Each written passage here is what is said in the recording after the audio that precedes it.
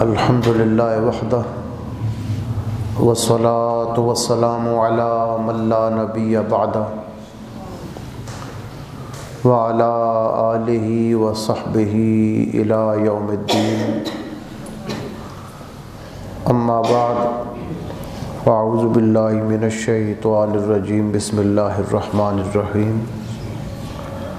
لہم البشریٰ فی الحیاۃ الدنیا وفی الآخرہ لا تبدیل لکلمات اللہ ذالک هو الفوز العظیم۔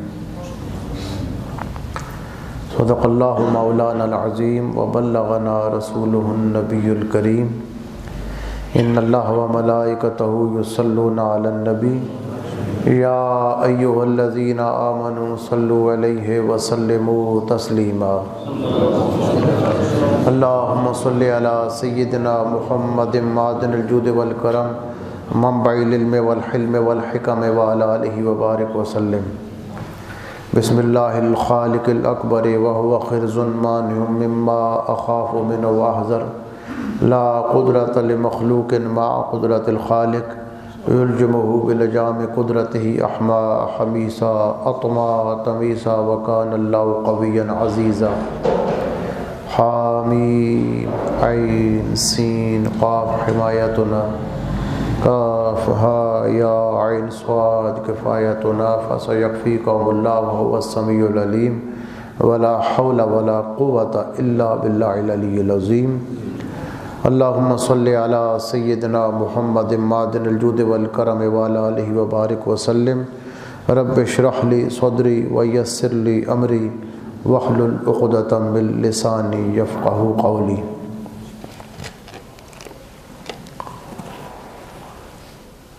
محترم حاضرین اور سامعین، جیسا کہ گزشتہ درس میں آپ کی خدمت میں عرض کیا تھا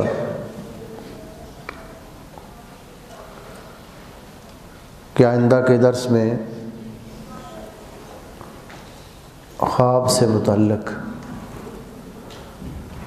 چند ضروری باتیں آپ کی گوش گزار کی جائیں گی۔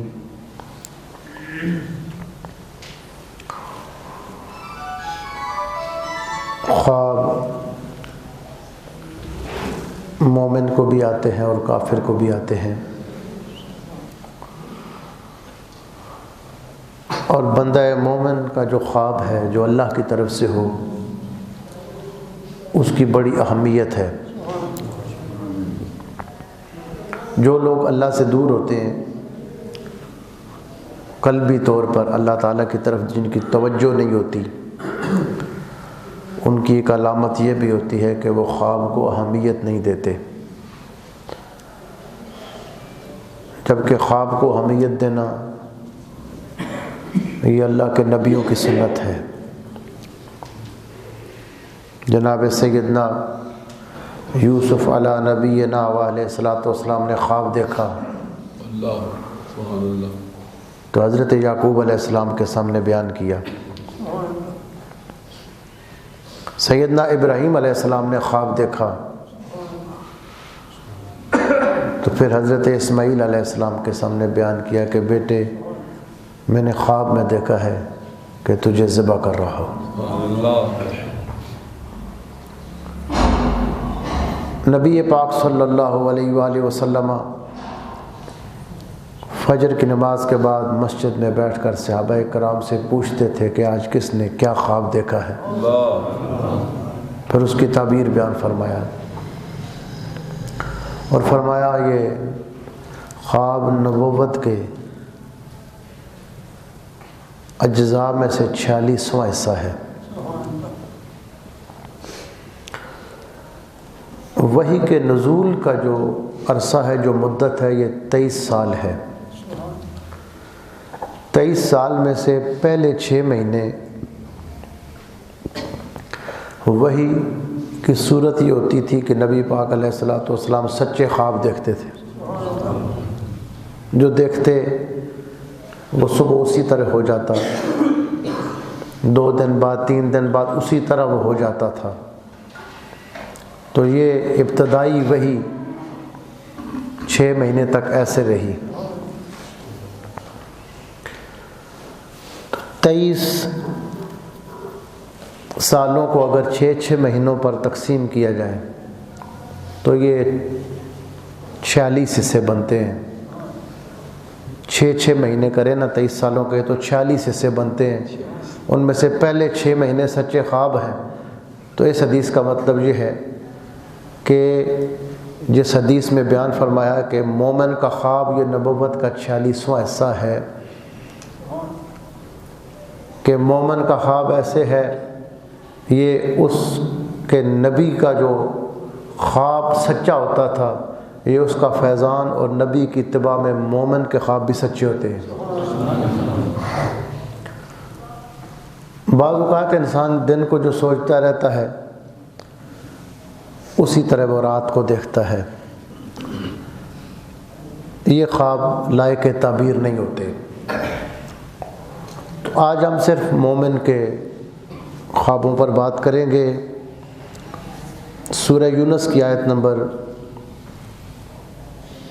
62 اور 63 میں، بلکہ 64 تک اللہ تعالیٰ نے اپنے دوستوں کی تعریف کی ہے۔ الا ان اولیاء اللہ لا خوف علیہم ولا هم یحزنون۔ فرمایا سن لو کہ جو خدا کے دوست ہیں انہیں نہ کچھ خوف ہے اور نہ ہی وہ غمگین ہوں گے۔ الذین آمنوا وکانوا یتقون۔ خدا کے ولی، خدا کے دوست کون ہیں؟ وہ جو ایمان لائے اور پھر تقوی اختیار کیا۔ لہم البشری فی الحیاۃ الدنیا وفی الآخرہ۔ ان کے لیے بشارتیں ہیں دنیا کی زندگی میں بھی اور آخرت کی زندگی کے لیے۔ لا تبدیل لکلمات اللہ۔ اللہ کے کلمات میں تبدیلی نہیں ہو سکتی۔ ذالک ھو الفوز العظیم۔ یہی بہت بڑی کامیابی ہے۔ حضرت ابن عباس اور دیگر معتبر مفسرین نے اس آیت کی تشریح میں ایک بڑے پتے کی بات کی ہے کہ جو خدا کے دوست ہیں، اللہ کے پیارے بندے ہیں، انہیں دنیا کی زندگی میں بشارتیں، آخرت کی بشارتیں، آخرت میں تو بشارتیں ہوں گی، خوشخبریاں ہوں گی۔ یہ دنیا کی خوشخبریاں کیا ہیں؟ مومن کبھی خود اپنے بارے میں سچے خواب دیکھتا ہے، کبھی دوسرے مومن اس کے بارے میں اچھے خواب دیکھتے ہیں۔ تو خواب ایک حقیقت کا نام ہے اور باقاعدہ ایک علم ہے، اور یہ علم کتابیں پڑھنے سے نہیں آتا، یہ اللہ کا خاص فضل ہوتا ہے، اپنے بندوں کو عطا فرماتا ہے۔ الا ان اولیاء اللہ ہے۔ ایک بات یہ بہت توجہ کے ساتھ ذہن نشین رکھ لینی چاہیے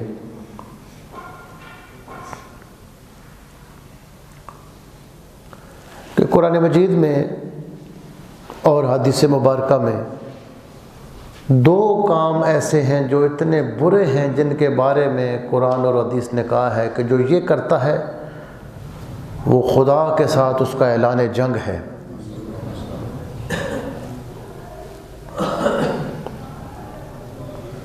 ایک تو فرمایا قرآن حکیم میں کہ جو سود کھاتے ہیں اور اس کو جائز سمجھتے ہیں وہ خدا کے ساتھ جنگ کے لیے تیار ہو جائیں۔ پھر ہر بندہ یہ سمجھ سکتا ہے کہ خدا کے ساتھ جنگ کون کر سکتا ہے۔ دوسرا صحیح بخاری میں کتاب الرقاق میں یہ حدیث پاک ہے کہ اللہ کے رسول صلی اللہ علیہ وسلم ارشاد فرماتے ہیں کہ اللہ تعالیٰ ارشاد فرماتا ہے من عاد لی ولیا فقد آذنتہ بالحرب. یہ صحیح بخاری کی یہ حدیث ہے. آپ صلی اللہ علیہ وسلم فرماتے ہیں کہ اللہ تعالیٰ ارشاد فرماتے ہیں من عاد لی ولیا، جو شخص میرے کسی دوست سے دشمنی کرے، فقد آذنتہ بالحرب، رب فرماتا ہے میں اسے جنگ کا چیلنج کرتا ہوں، میرے ساتھ جنگ کے لیے تیار ہو جائے. ایک سود کھانا یہ خدا کی قدرت سے ٹکر لینا ہے، اور ایک اللہ کے مقبول اور محبوب بندوں سے دشمنی رکھنا. المستدرک میں حضرت امام حاکم ابو عبداللہ نیشاپوری نے یہ حدیث روایت کی ہے، جو بخاری اور مسلم کی شرط پر صحیح حدیث ہے. اور حضرت امام حاکم نے لکھا کہ یہ حدیث صحیح ہے دونوں کی شرائط پر، لیکن بخاری اور مسلم میں یہ درج نہ ہو سکی.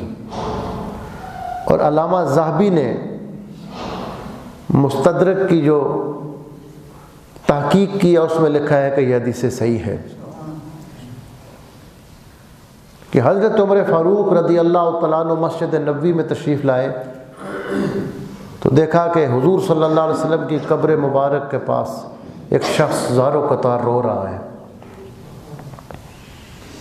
تو حضرت عمر فاروق نے جا کے دیکھا یہ کون ہے، تو معلوم ہوا یہ جلیل القدر صحابی حضرت معاذ بن جبل رضی اللہ تعالیٰ عنہ.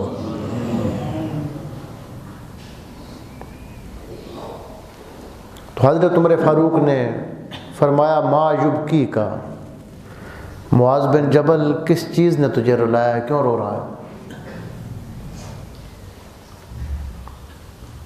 تو حضرت معاذ بن جبل ارشاد فرماتے ہیں، حدیث صحیح ہے، فرماتا ہے امیر المومنین عمر فاروق،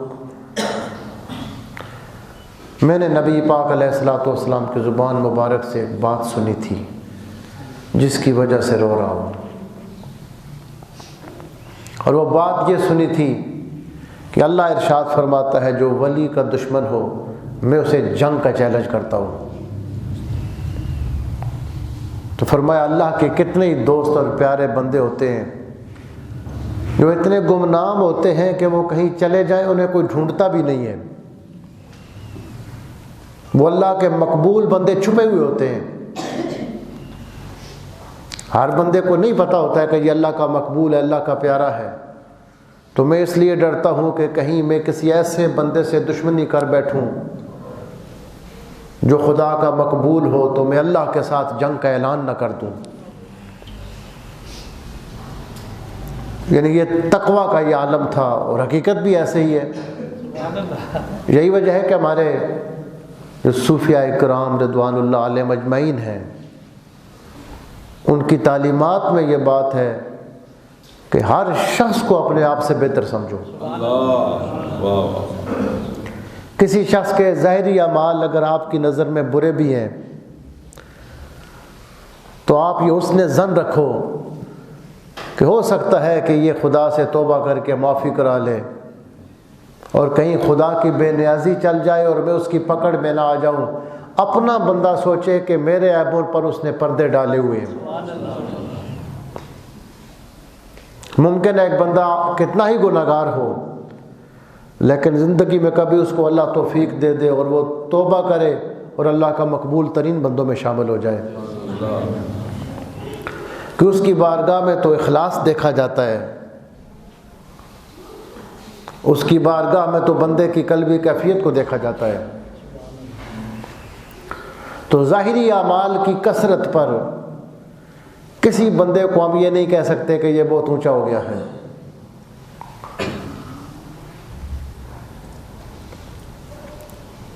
جس بندے کا اللہ کی مخلوق کے بارے میں دل صاف ہو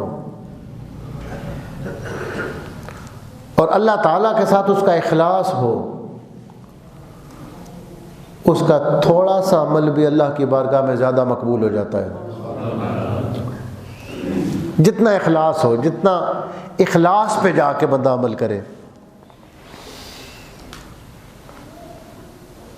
اللہ کی عبادت اللہ کے لیے کرے، تو اخلاص سے اعمال میں وزن پیدا ہو جاتا ہے۔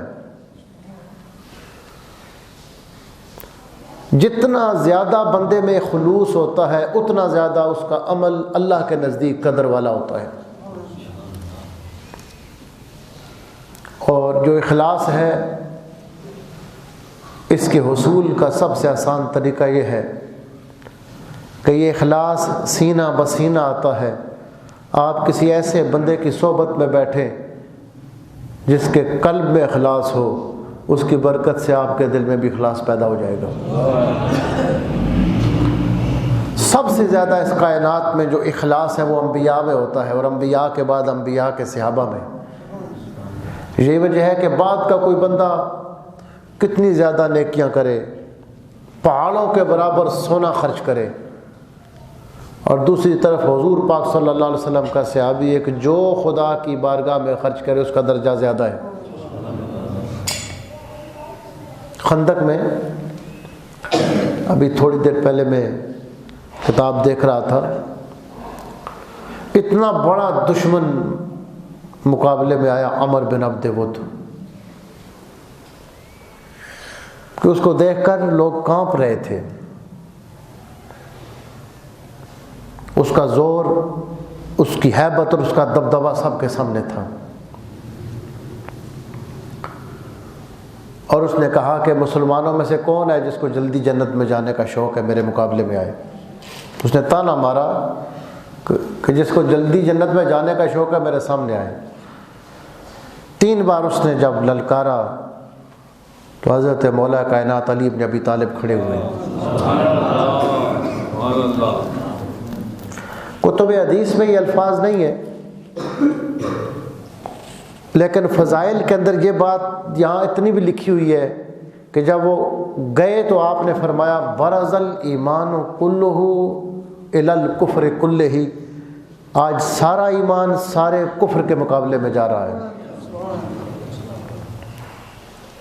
عمر بن عبد ود کو آپ نے جب پچھاڑا اور ایک تلوار کے وار سے اس کے 2 ٹکڑے کیے، تو مستدرک حاکم کے اندر یہ روایت موجود ہے کہ نبی پاک صلی اللہ علیہ وسلم نے فرمایا ضربت ولی یوم خندق خیر من اعمال امتی الی یوم القیامہ، آج کی علی کی تلوار کی ایک ضرب میری امت کے قیامت تک کے لوگوں کے اعمال سے افضل ہے۔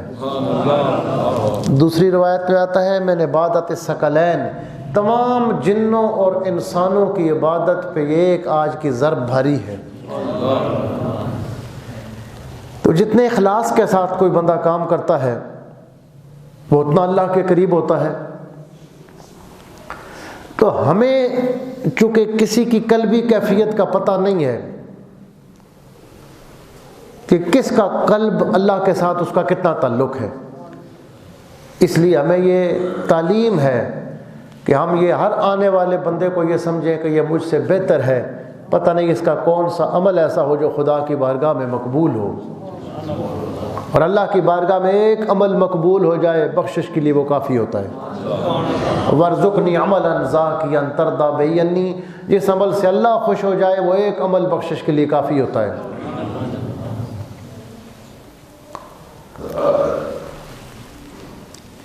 تو من عاد لی ولیا، ابو بخاری کے اگلے الفاظ ہیں، فرمایا کہ ولی کی پھر وضاحت فرمائی کہ ولی وہ ہوتا ہے جو خدا کے قریب ہو۔ پھر آپ صلی اللہ علیہ وسلم نے 2 چیزوں کا ذکر کیا، ایک وہ قرب جو فرائض کے ذریعے ملتا ہے، ایک وہ قرب جو فرضوں کے علاوہ شوق کی عبادت سے ملتا ہے۔ شوق سے مراد نفلی عبادت ہے۔ نفلی عبادت یہ نہیں ہوتی کہ صرف نماز ہی نفلی ہوتی ہے، اللہ کی راہ میں صدقہ دیا جائے یہ نفلی عبادت۔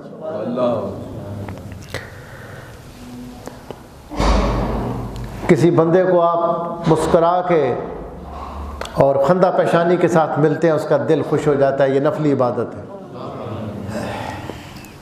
آپ سبحان اللہ، الحمدللہ، لا الہ الا اللہ واللہ اکبر یہ پڑھتے ہیں، یہ نفلی عبادت ہے۔ فرمایا جو اللہ کے قریب سب سے زیادہ اللہ کے قریب کرنے والی چیز ہے وہ فرض عبادت ہے، کہ جب بندہ خدا کے فرض کو شوق کے ساتھ پورا کرتا ہے، اللہ کی بارگاہ میں شوق کے ساتھ حاضر ہوتا ہے، اسے خدا کا قرب ملتا ہے۔ اور سورہ بنی اسرائیل میں نبی پاک علیہ الصلوۃ والسلام کے توسل کے ساتھ آپ کے ذریعے سے یہ پیغام دیا گیا، وَمِنَ اللَّيْلِ فَتَهَجَّدْ بِهِ نَافِلَةً لَكَ عَسَىٰ أَن يَبْعَثَكَ رَبُّكَ مَقَامًا مَحْمُودًا۔ آپ رات کے وقت اٹھ کر تہجد کے لیے کھڑے ہو جائیے، آپ کا رب آپ کو یقیناً سب سے بلند مقام محمود پہ فائز فرمائے گا۔ تو اس میں یہ رہنمائی ہے کہ اس نبی کی غلامی میں جو راتوں کو اٹھ کر تہجد خدا کے بارگاہ میں ادا کرتے ہیں، ان کو بھی خدا بلندیاں اور رفتیں عطا فرماتا ہے۔ یہی وجہ ہے کہ نبی پاک صلی اللہ علیہ وسلم کے صحابہ کرام تہجد کے وقت اٹھ جاتے تھے اور اللہ کی بارگاہ میں حاضر ہوتے تھے، اور سورہ مزمل میں ہے فرمایا ان ربک یعلم انک تقوم ادنی من ثلثی اللیل ونصفہ وثلثہ وطائفۃ من الذین معک۔ آپ راتوں کو اٹھ کر اللہ کی بارگاہ میں کھڑے ہوتے ہیں، آپ کے ساتھ ایمان والوں کی ایک جماعت بھی کھڑی ہوتی ہے، اللہ آپ کو بھی جانتا ہے اور آپ کے ان غلاموں کو بھی جانتا ہے کہ یہ کیا کرتے ہیں۔ سبحان اللہ۔ فرمایا لا یزال العبد یتقرب الی بالنوافل، اس کے دوسرے حصے میں فرمایا میرا بندہ نوافل کے ذریعے میرے قریب ہوتا ہے، حتی احبہ، یہاں تک کہ میں اپنے اس بندے کو اپنا محبوب بنا لیتا ہوں۔ بندہ فرضوں کے علاوہ شوق کی عبادت کرتا ہے، ذکر کرتا ہے، تسبیحات پڑھتا ہے، صدقات کرتا ہے، لوگوں کی مدد کرتا ہے، انسانوں کے کام آتا ہے، جیسا جیسا وہ اچھے کام کرتا ہے اتنا اتنا خدا کے قریب ہوتا رہتا ہے۔ یہاں ایک سوال پیدا ہوتا ہے کہ اللہ تعالیٰ تو سب کے قریب ہے، وہ تو ذرے ذرے کے قریب ہے، تو پھر اس کا کیا مطلب ہے کہ بندہ رب کے قریب ہوتا رہتا ہے؟ تو حدیث کے اندر وضاحت موجود ہے کہ اللہ تو سب کے قریب ہوتا ہے لیکن رب کے قریب کوئی کوئی ہوتا ہے۔ فرمایا میں اس بندے کو اپنا محبوب بنا لیتا ہوں، ایک خاص محبت اللہ اس کو دیتا ہے، یہ خاص محبت ہے۔ اس کا نتیجہ کیا نکلتا ہے؟ فَإِذَا أَحْبَبْتُهُ، جب میں اس بندے کو اپنا محبوب بناتا ہوں، كُنْتُ سَمْعَ الَّذِي يَسْمَعُ بِهِ، میں اپنے بندے کے کان بن جاتا ہوں جس سے میرا بندہ سنتا ہے۔ اب بظاہر وہ ایک عام بندوں کی طرح بندہ ہوتا ہے، لوگوں کے ساتھ روٹی بھی کھاتا ہے، پانی بھی پیتا ہے، بازاروں میں چلتا ہے۔ فرمایا میں اس کے کان بن جاتا ہوں جس سے وہ سنتا ہے۔ اب کان تو اس کا ہے لیکن اس کے اندر سننے کی طاقت ایک خاص خدا کی طرف سے ہے۔ یہی وجہ ہے کہ اس بندے کے لیے چونکہ کان بظاہر اس کا ہوتا ہے، سننے والا کوئی اور ہوتا ہے، اس لیے اس بندے کے لیے دور و نزدیک اور دنیا کی کوئی بولی سمجھنا مشکل نہیں ہوتا۔ اور قرآن حکیم میں بتایا گیا کہ چیونٹی دوسری چیونٹیوں سے بات کرتی ہے، جناب سلیمان علیہ السلام اس کی بات کو سنتے ہیں اور مسکراتے ہیں۔ قالت نملۃ، ایک چیونٹی بولی، یہ قرآن حکیم ہے، یا ایھا النمل ادخلوا مساکنکم، اے چیونٹیوں اپنے اپنے بلوں میں گھس جاؤ کہ کہیں سلیمان علیہ السلام اور ان کا لشکر تمہیں کچل نہ ڈالے۔ قرآن کہتا ہے فتبسم ضاحکا من قولها، چیونٹی کی یہ بات سن کر جناب سلیمان علیہ السلام مسکرا پڑے۔ اب ایک عام بندہ ہے، چیونٹی اس کے کانوں میں آ کر رکھ لو اسے کیا پتہ چیوٹی کیا کہہ رہی ہے. لیکن جس کا کان تو اپنا ہے خدا کا دیا ہوا، لیکن اس کے اندر دیکھنے کی ایک خاص قوت خدا نے رکھ دی ہے، اس کے لیے پھر جانوروں کی بولیاں سمجھنا بھی مشکل نہیں ہوتا. نبی پاک علیہ الصلوۃ والسلام کی معجزات ہمارے سامنے موجود ہیں صحاح کی کتب کے اندر. کہ ایک اونٹ آپ کے سامنے آتا ہے اور وہ آوازیں نکالتا ہے. آپ صلی اللہ علیہ وسلم نے فرمایا اس کا مالک کون ہے؟ عرض کی یا رسول اللہ یہ فلاں بندے کا اونٹ ہے. فرمایا یہ شکایت کر رہا ہے کہ مالک چارہ کم دیتا ہے اور کام زیادہ لیتا ہے. تو جانوروں کی بولیاں، اشراط الارض کی بولیاں، درختوں کی بولیاں. حدیث میں آتا ہے نبی پاک صلی اللہ علیہ وسلم فرماتے ہیں میں آج بھی ان پتھروں کو جانتا ہوں، جب میں وہاں سے گزرتا تھا وہ پتھر مجھ پہ سلام پڑھتے تھے. چٹانوں کو جانتا ہوں. تو بندے کے کانوں کے اندر جب وہ خدا کی وہ طاقت، وہ نور پیدا ہو جاتا ہے، اللہ جب اسے اپنا قرب عطا فرماتا ہے، پھر کان تو بندے کا ہوتا ہے، اس میں سننا خدا کا اپنا ہوتا ہے. وَيَدَهُ الَّتِي وَبَصَرَهُ الَّذِي يُبْصِرُ بِهِ، یہ صحیح بخاری کے اندر یہ حدیث ہے. اللہ فرماتا ہے میں اس بندے کی آنکھ بن جاتا ہوں جس سے میرا بندہ دیکھتا ہے. وَيَدَهُ الَّتِي يَبْطِشُ بِهَا، میں اپنے بندے کے ہاتھ بن جاتا ہوں جس سے میرا بندہ پکڑتا ہے. یہ حدیث جو لوگ ان چیزوں کو نہیں مانتے ان کے لیے بہت مشکل ہے. جو یہ نہیں سب مانتے اس بات کو کہ اللہ کے مقبولوں کا کیا مقام ہوتا ہے، ان کے لیے بہت مشکل ہے. ہزاروں اس کی تعویلیں کرتے ہیں لیکن تعویلیں ہوتی نہیں ہیں. میں اپنے بندے کی آنکھ بن جاتا ہوں، میں اپنے بندے کا ہاتھ بن جاتا ہوں. ہاتھ ہے اللہ کا، بندہ مومن کا ہاتھ. غالب و کار آفری، کار کشا و کار ساز. وَرِجْلَهُ الَّتِي يَمْشِي بِهَا، اس بندے کے پاؤں کے اندر پھر میرا نور آ جاتا ہے جس کے ذریعے وہ چلتا ہے. نہ اس کا چلنا اپنا، نہ اس کا بولنا اپنا، نہ اس کا دیکھنا اپنا، نہ اس کا سننا اپنا. یہ قرب کے اس مقام پر چلا جاتا ہے کہ اس کا دیکھنا خدا سے ہے، اس کا سننا خدا سے ہے، اس کا اپنا کچھ رہتا ہی نہیں ہے. اتنا بلند مقام اللہ اس بندے کو عطا فرماتا ہے. شاہ اسماعیل صاحب دلوی نے یک روزی ایک رسالہ لکھا ہے، اس میں ایک مثال کے ذریعے سمجھانے کی کوشش کی ہے. وہ کہتے ہیں بندہ بندہ ہے، رب رب ہے.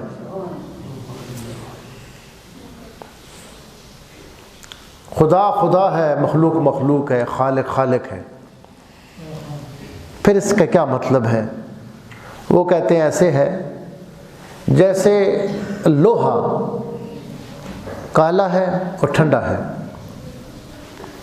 آگ سرخ ہے اور گرم ہے. آپ لوہے کو آگ میں ڈال دیں، کچھ وقت گزرے گا، اب لوہا آگ کی طرح سرخ ہوگا، وہ آگ کی طرح اس میں تپش ہوگی، گرم ہو جائے گا. اب لوہا آگ کی طرح جلاتا بھی ہے، جس طرح آگ جلانے کا کام کرتی ہے وہ گرم لوہا بھی اسی طرح جلاتا ہے. لیکن لوہا پھر بھی لوہا ہے، آگ پھر بھی آگ ہے. لیکن اس لوہے کے اندر آگ سے اتنا اثر آ گیا ہے کہ وہ کام آگ والا کرتا ہے. فرماتے ہیں مثال کے طور پر یہ مثال سمجھا کر وہ بیان کرتے ہیں کہ جب خدا اپنے نور کی چادر اپنے محبوب بندے کو پہناتا ہے، بندہ بندہ ہی رہتا ہے لیکن اس سے خدا کی قدرت ظاہر ہوتی ہے، وہ خدا کی قدرتوں کا مظہر بن جاتا ہے. وہ اللہ کے مقبول بندے ہوتے ہیں. یہ حدیث پاک میں جن کا بیان ہوا ہے، لَهُمُ الْبُشْرَى فِي الْحَيَاةِ الدُّنْيَا وَفِي الْآخِرَةِ، ہیں اور آخرت میں بھی۔ حدیث مبارکہ قرآن مجید میں جو انبیاء کے خواب ہیں وہ ایک انشاءاللہ تفصیل کے ساتھ بیان کیے جائیں گے۔ یہ جو لہم البشرا ہے کہ اللہ تعالیٰ کے بندوں کو خوشخبریاں ملتی ہیں، جو اپنے آپ کو اللہ تعالیٰ کی بارگاہ میں پیش کرتے ہیں، جو اپنی روح کا خیال رکھتے ہیں۔ خواب کا تعلق روح کے ساتھ ہے، ان کا چولی دامن کا ساتھ ہے۔ روح کے بارے میں کوئی معلومات نہ ہو تو خواب کے بارے میں معلومات نہیں ہو سکتی، خواب کے بارے میں معلومات نہ ہو تو روح کے بارے میں معلومات نہیں ہو سکتی۔ خواب سارا روح کا کھیل ہے۔ ایک حدیث شریف ہے، امام طبرانی کی المعجم الاوسط میں یہ روایت موجود ہے، اس کی 6 جلد میں۔ مجمع الزوائد میں حضرت امام نور الدین ہیثمی علیہ الرحمہ نے اس روایت کو نقل کیا ہے، اور علامہ ابن قیم الجوزیہ نے اپنی مشہور کتاب الروح میں اس روایت کو لکھا ہے۔ اس روایت کے مؤیدات وہ بخاری مسلم میں موجود ہیں جس میں روح کا ذکر ہے۔ حضرت عبداللہ ابن عمر رضی اللہ تعالیٰ عنہما جو حضرت عمر فاروق کے صاحبزادے ہیں، آپ فرماتے ہیں کہ ایک بار راستے میں حضرت عمر فاروق اور حضرت علی شیر خدا کی ملاقات ہوئی۔ فرماتے ہیں میں ساتھ تھا، تو حضرت عمر فاروق نے فرمایا کہ علی مرتضیٰ، اے علی میں کچھ دنوں سے آپ کی تلاش میں تھا، لیکن اتفاق یہ ہے کہ جب میں آپ کے پاس آتا آپ گھر پہ موجود نہیں ہوتے تھے، کبھی آپ میری طرف آتے تو میں موجود نہیں ہوتا تھا۔ 3 باتیں ہیں جو مجھے الجھن ہے، وہ آپ سے میں حل کروانا چاہتا ہوں۔ سبحان اللہ۔ کبھی آپ غائب ہوتے ہیں، کبھی میں غائب ہوتا ہوں۔ ان الفاظ کا ایک مفہوم یہ ہے، لیکن دیانتداری یہ ہوتی ہے کہ دوسرے مفہوم کو بھی بیان کیا جائے۔ دوسرا ترجمہ یہ ہے کہ نبی پاک علیہ الصلوۃ والسلام جب کوئی چیز بیان کرتے تھے، کبھی ہم محفل میں موجود ہوتے تھے، آپ نہیں ہوتے تھے، کبھی آپ موجود ہوتے تھے تو ہم نہیں ہوتے تھے، تو 3 مسئلے نبی پاک صلی اللہ علیہ وسلم سے ہم پوچھ نہیں سکے، تو وہ آپ سے ہم نے حل کروانے ہیں کہ آپ نے اگر حضور سے پوچھیں۔ یہ ایک ترجمہ بنتا ہے، حالانکہ روایت میں وضاحت اس کی نہیں ہے، لیکن جو دیگر روایات ہیں، احادیث مبارکہ ہے، اس سے یہ تائید ہوتی ہے کہ اس کا وہ پہلا مفہوم ہی ٹھیک ہے کہ میں آتا تھا تو آپ غائب ہوتے تھے، آپ آتے تھے تو میں غائب ہوتا تھا، میں آپ کے انتظار میں اتنے دنوں سے تھا، یہ مسئلہ آپ سے پوچھنا چاہتا تھا۔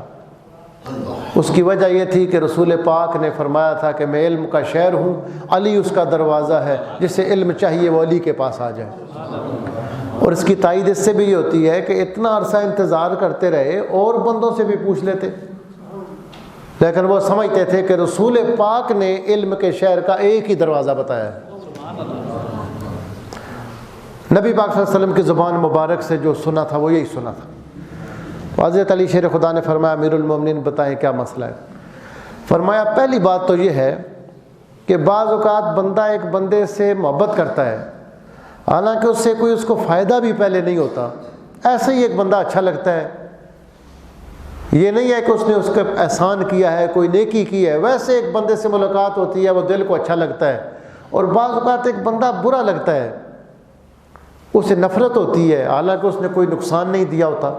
یہ کیا بات ہے؟ یہ ہر بندے کے ساتھ ایسے ہوتا ہے۔ کبھی کسی بندے سے ملاقات ہو جائے، بندہ یہ کہتا ہے کہ یہ پہلے مجھے ملا ہوا ہے اور پہلے بھی اس سے ملاقات رہی ہے۔ کبھی آپ کسی شہر میں جاتے ہیں تو آپ کسی علاقے میں جائیں، کسی گاؤں میں جائیں، تو بندہ یہ محسوس کرتا ہے کہ پہلے میں یہاں آیا تھا، اور محسوس ہوتا ہے کہ یہ جگہ میری دیکھی بھالی ہے، حالانکہ ایسا نہیں ہوتا۔ تو حضرت سیدنا علی مرتضیٰ شیر خدا نے فرمایا کہ عمر فاروق یہ مسئلہ میں نے رسول پاک سے سنا ہوا ہے کہ روحیں گردش کرتی رہتی ہیں، روحیں آپس میں ملتی رہتی ہیں فضاؤں میں اور عالم ارواح میں اس جسموں میں آنے سے پہلے، تو وہاں پہ روح جو ایک دوسرے کے قریب ہو کر دوست بن جاتی ہے، دنیا میں آ کر پھر جب جسموں میں آتی ہے پھر ان بندوں کا بہانہ بنتا ہے، کوئی ایک دوسرے سے دوستی شروع ہو جاتی ہے۔ وہ دوستی یہاں کی نہیں ہوتی، وہ اس جہان کی ہوتی ہے، عالم ارواح کی ہوتی ہے۔ اور روحوں کی دنیا میں ان کی روحیں اکٹھی رہتی تھیں۔ اس پر ایک اور روایت ہے، حرم بن حیان رضی اللہ تعالیٰ عنہ ایک تابعی ہیں، آپ حضرت جناب اویس کرنی رضی اللہ تعالیٰ عنہ کو ملنے کے لیے جب یمن میں گئے، کافی لمبا سفر کر کے گئے، شوق تھا کہ اویس وہ بندہ ہے جس کو رسول پاک کا سلام گیا ہے۔ اویس وہ شخصیت ہے جس کے بارے میں رسول پاک نے فرمایا، صحیح مسلم میں یہ حدیث ہے، خیر التابعین اویس القرنی، وہ جو مجھے نہیں دیکھ سکے اور پھر میرے ملنے والوں کو مل کر ایمان لانے والے تابعین میں جو سب سے بہتر شخصیت ہے وہ اویس کرنی کی ہے۔ نبی پاک صلی اللہ علیہ وسلم کو تو نہیں دیکھے، سرکار کے دیکھنے والوں کو دیکھا، حضرت اویس رضی اللہ تعالیٰ عنہ۔ تو حرم بن حیان ان سے ملنے کے لیے گئے، پہلی ملاقات تھی جب ان کے سامنے گئے تو آپ نے فرمایا سلام کا جواب دے کر کہ حرم بن حیان، تو آپ حیران ہوئے۔ حلیۃ الاولیاء ہے امام ابو نعیم کی، اس میں یہ بات موجود ہے حضرت اویس کے حالات۔ حرم بن حیان جب ان کے سامنے گئے تو آپ نے ان کا نام لیا تو یہ حیران ہوئے کہ اویس کرنی مجھے کیسے جانتے ہیں، یہ پہلی ملاقات ہے اور میرا نام لے رہے ہیں۔ تو جناب اویس نے فرمایا تعجب کی ضرورت نہیں ہے، اللہ تعالیٰ نے آدم علیہ السلام کی پیدائش سے جسم سے پہلے 2000 سال پہلے روحوں کو پیدا کر کے اکٹھا رکھا تھا، اس وقت سے میری روح کا تیری روح کے ساتھ تعارف تھا۔ اسی طرح حضرت عبد الواحد بن زید، یہ بھی تابعین میں ایک بڑی شخصیت ہے، یہ خلیفہ ہیں حضرت حسن بصری رضی اللہ تعالیٰ عنہ کے، اور حسن بصری خلیفہ ہے سیدنا علی مرتضیٰ مولا علی شیر خدا کے۔ سلسلہ عالیہ چشتیہ میں حسن بصری کے بعد حضرت عبد الواحد بن زید کا نام ہے۔ تو آپ نے دنیا میں شادی نہیں کی تھی، ایک دن اللہ تعالیٰ سے دل لگی سے کہتے ہیں کہ دنیا میں جن کی شادیاں نہیں ہوئیں جنت میں ان کو جوڑے ملیں گے، تو یا اللہ جنت میں جو میرا جوڑا ملے گا دنیا کی کوئی خاتون مجھے وہ دکھا دی جائے۔ تو اسی رات وہ خواب میں دیکھتے ہیں کہ بصرہ کے ایک صحرا میں ایک سیاہ رنگ کی خاتون ہے اور وہ بکریاں چرا رہی ہیں۔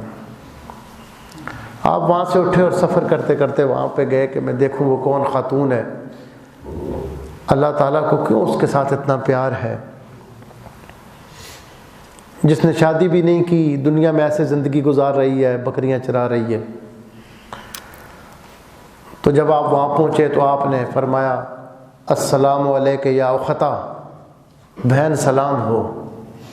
انہوں نے سلام کا جواب دیا اور فوراً فرمایا بس سلام کر لیا ہے آپ واپس چلے جائیں، آپ کی اور میری ملاقات کا یہ وقت نہیں ہے، یہ جگہ نہیں ہے، میدان محشر میں ہماری ملاقات ہوگی۔ فرمایا عبد الواحد بن زید واپس چلے جائیں، نام لیا ان کا۔ تو آپ نے فرمایا میں تو واپس جانے کے لیے آیا، اسی لیے تو بہن کہا ہے، مجھے پتہ ہے دنیا میں یہ نہیں، یہ آخرت کا سارا معاملہ ہے، لیکن مجھے اتنا تو بتا دو آپ کو کیسے پتہ چلا میرا نام عبد الواحد ہے اور میرے والد کا نام زید ہے؟ فرمایا کہ نبی پاک صلی اللہ علیہ وسلم کی یہ بات ہم تک پہنچی ہے کہ اللہ تعالیٰ نے آدم علیہ السلام کی پیدائش سے 2000 سال پہلے روحوں کو پیدا کر کے عرش کا چکر لگوایا تھا، طواف کروایا تھا، اس وقت سے میری روح تیری روح کو جانتی ہے۔ تو یہ جو دنیا میں پیار اور تعلق ہوتا ہے یہ وہ آخرت، وہ عالم ارواح کا ہوتا ہے۔ دنیا میں آ کر جس طرح آپ لوگ مجھے پہچانتے ہیں، میں آپ کو پہچانتا ہوں، آپ سے تعلق ہے، تو یہ تعلق ازل کا اللہ نے کروایا ہوا ہے۔ حضرت عمر فاروق نے فرمایا دوسری بات یہ پوچھنا چاہتا تھا کہ کبھی بندہ بات کرتے کرتے بھول جاتا ہے، گفتگو کے دوران بعد میں یاد آتا ہے، وہ بات پھر ذہن میں آ جاتی۔ کئی بار ایسے انسان کے ساتھ ہوتا ہے کہ بات کرتے کرتے بندہ بھول جاتا ہے، پھر بعد میں یاد بھی آ جاتی ہے۔ ایسے ہوتا ہے نا، اور حدیث پاک میں آتا ہے جب کوئی بات بھول جاؤ تو درود شریف پڑھو تو بھولی ہوئی بات یاد آ جاتی ہے۔ اور اس پر تجربہ ہے نیک لوگوں کا، صالحین کا، آپ لوگ بھی کر کے دیکھ سکتے ہیں۔ جب کوئی بات یاد نہ آ رہی ہو تو حضور کی ذات پہ بندہ درود پڑھے تو وہ بھولی ہوئی بات یاد آ جاتی ہے۔ یہ جو باتیں ہم کرتے ہیں یہ دماغ سے نہیں کرتے، یہ دل سے کرتے ہیں۔ چیزیں دل میں محفوظ ہوتی ہیں، دماغ سے اس کو آگے کنیکشن جاتا ہے بس۔ اور یہ بڑا اختلافی سا مسئلہ ہے، میں نے اپنا نظریہ آپ کو بتایا ہے، جو جس کو حق سمجھتے ہیں وہ یہ بات ہے۔ اس میں اختلاف ہے کہ دماغ چیزوں کو یاد رکھتا ہے یا دل یاد رکھتا ہے۔ تو جہاں تک ہم نے غور و فکر کیا ہے تو یہ بات سمجھ آتی ہے کہ سارا جو معاملہ ہے وہ دل کا ہی ہوتا ہے، بادشاہی اسی کی ہے، وہ دماغ کو آگے منتقل کرتا ہے۔ تو حضرت عمر فاروق نے جب یہ پوچھا تو مولا علی نے فرمایا کہ بندہ جب کوئی بات کرتا ہے تو دیکھیں کبھی ایسے ہوتا ہے کہ چاند چمک رہا ہوتا ہے، اس کے سامنے بادل آ جاتے ہیں۔ ایسے ہی بندہ جب کوئی بات کر رہا ہوتا ہے، بات کرتے کرتے پھر اللہ کی طرف سے اس کے دل کے سامنے ایک بادل آ جاتا ہے، بات بھول جاتی، اب وہ دماغ تک بات نہیں آتی۔ جب اللہ اس بادل کو ہٹا دیتا ہے وہ بات بھولی ہوئی یاد آ جاتی۔ اس سے تو یہ پتہ چل گیا کہ جس کے بادل اور پردے نہ ہٹتے ہوں وہ درود زیادہ پڑھے تو پردے ہٹ جاتے ہیں، اس کے یہ بادل ہٹ جاتے ہیں، تو بھولی ہوئی بات یاد آ جاتی ہے۔ حضرت شاہ ولی اللہ صاحب کی کتاب ہے انفاس العارفین، ہندوستان میں شاہ ولی اللہ صاحب کا بڑا نام ہے، تمام مکاتب فکر ان کو احترام کی نگاہ سے دیکھتے ہیں جتنے بھی اہل سنت کے ہیں۔ وہ کہتے ہیں کہ میرے والد گرامی فرماتے ہیں کہ ایک بار میں راستے میں جا رہا تھا تو شیخ سعدی شیرازی رحمۃ اللہ علیہ کی ایک رباعی پڑھ رہا تھا جس کا آخری مصرع ذہن سے بھول گیا۔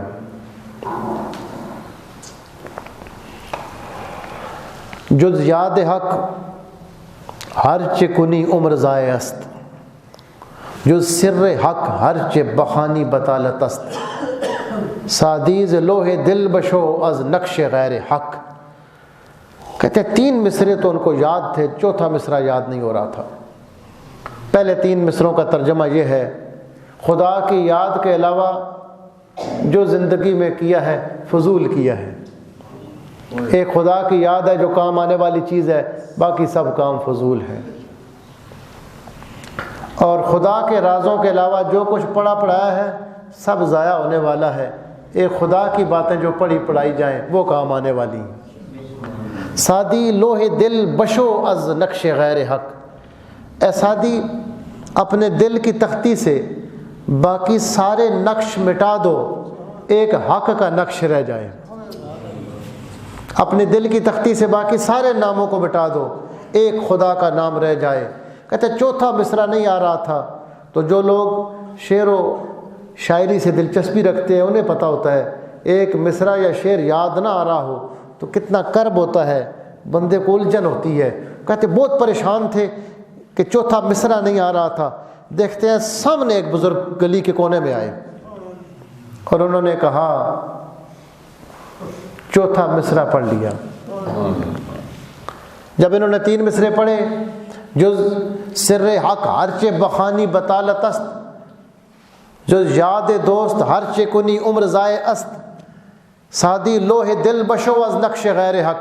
سامنے بابا آیا، اس نے کہا علم ہے کہ رائے حق نہ نماید جہالت است، وہ علم جو حق کا راستہ نہ بتائے وہ علم نہیں، وہ جہالت ہے۔ وہ علم نہیں، وہ جاہلی ہے جو حق کا راستہ نہ بتائے، پھر وہ علم نہیں ہے، علم وہ ہے جو حقیقت بتائے۔ کہتے ہیں اتنی بات کی، اس بابے نے قدم رکھا تو گلی کے دوسرے کونے میں پہنچ گیا۔ میں سمجھ گیا کہ ظاہری انسان اتنا لمبا قدم نہیں رکھ سکتا، دا نستم کے روح مجسم است، میں سمجھ گیا کہ روح مجسم ہے۔ حضرت عبدالرحیم دلوی شاہ ولی اللہ صاحب کے والد صاحب فرماتے ہیں میں سمجھ گیا کہ یہ روح ہے جو جسم کی صورت میں آئی ہے، یہ کوئی پرانا کوئی بزرگ ہے جو روح اس کی جسم کی صورت اختیار کر کے آئی ہے۔ تو میں نے کہا کہ آپ بتائیں تو صحیح آپ کون ہیں، مہربانی کریں۔ فرمایا سعدی ہمیں فقیر است، اس فقیر کا نام ہی سعدی شیرازی ہے۔ 6 صدی میں شیخ سعدی شیرازی گزرے، 6 صدی میں شیخ سعدی شیرازی خود گلستان میں کہتے ہیں کہ میں نے خانہ کعبہ کا طواف کرتے ہوئے سید عبد القادر جیلانی کی زیارت کی۔ حضور غوث پاک کے دور کے آدمی ہیں، اور شاہ ولی اللہ صاحب 12ویں صدی میں ہیں۔ کتنا فرق ہے، 500-600 سال کا فرق ہے، اور کہتا ہے میرے سامنے وہ آئے، روح مجسم تھی۔ تو بھولی ہوئی بات ایسے یاد آتی ہے کہ اللہ تعالیٰ اس پردے کو ہٹاتا ہے تو بات یاد آ جاتی ہے۔ تیسری بات حضرت عمر فاروق نے پوچھا کہ اے علی مرتضیٰ مجھے آپ یہ بتائیں کہ کبھی بندہ خواب دیکھتا ہے تو سچا ہوتا ہے، کبھی جھوٹا ہو جاتا ہے، یہ کیا ہوتا ہے؟ تو مولا کائنات نے فرمایا یہ بات بھی میں نے خود اللہ کے حبیب صلی اللہ علیہ وسلم سے سنی ہے کہ جب بندہ سوتا ہے تو سوتے ہی اس کی روح اس کے جسم سے نکلتی ہے۔ اب جس طرح دیکھیں سورج آسمان پہ ہے لیکن اس کی تپش زمین پہ ہے، روح جہاں بھی چلی جائے اس کا جسم سے ایک تعلق رہتا ہے جس کی وجہ سے بندہ زندہ رہتا ہے، اس کے وجود میں حرکت رہتی ہے، جسم گرم رہتا ہے، ورنہ سوتے وقت روح نکل جاتی ہے۔ یہی وجہ ہے کہ جب آپ صبح اٹھتے ہیں تو حدیث میں آتا ہے کہ کیا پڑھیں؟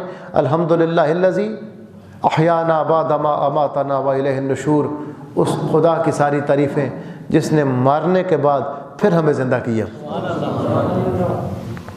تو نیند میں بندہ اس کی روح نکلتی ہے، لیکن روح کا ایک تعلق جسم کے ساتھ اتنا رہتا ہے کہ جسم گرم رہتا ہے۔ اب صبح جب آنکھ جس وقت کھلتی ہے، کب کھلتی ہے؟ جب روح جسم میں واپس آتی ہے۔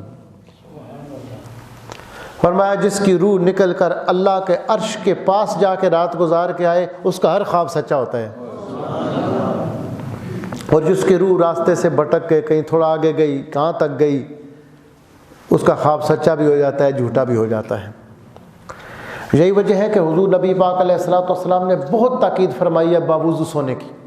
فرمایا جو باوضو ہو کر خدا کا ذکر کرتے کرتے سو جاتا ہے، جب رات کو آنکھ کھلے خدا سے جو مانگے خدا اسے عطا فرمائے گا۔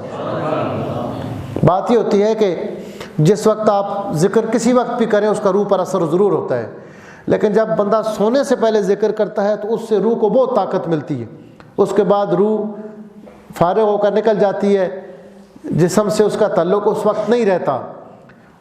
اب اس نے جسم کو اس طرح نہیں چلانا ہوتا، نہ اسے چلاتا ہے نہ کھلاتا پلاتا ہے، تو روح پر آخری وقت جو سونے سے پہلے ذکر کیا جائے اس کا روح پر بہت تیز اثر ہوتا ہے اور اس کا زیادہ مضبوط اثر ہوتا ہے۔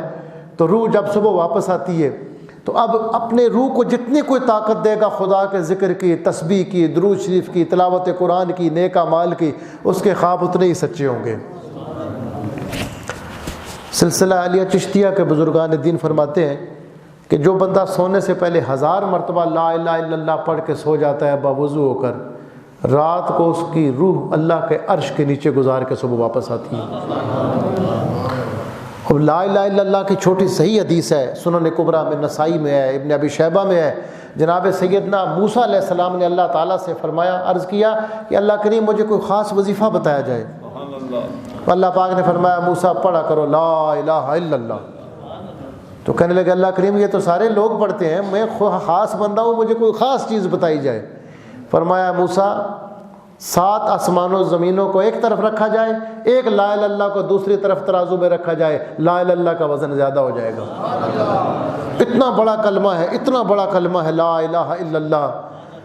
تو یہ کثرت کے ساتھ جو بندہ پڑھتا ہے اسے اللہ تعالیٰ روح کا غلبہ جسم پر عطا فرماتا ہے، کثرت کے ساتھ۔ کم از کم 360 بار تو بندہ روزانہ پڑھے۔ ایک بزرگ تھے یہ چکوال کے علاقے میں، تو اکثر ان کی دعائیں قبول ہوتی تھی۔ ایک بار ایک قریبی بندے نے پوچھ لیا کہ آپ کی دعائیں قبول ہوتی ہیں؟ فرمایا مجھے اتنا پتہ ہے کہ صدقہ دینے کے بعد جو دعا کی جائے وہ قبول ہو جاتی ہے۔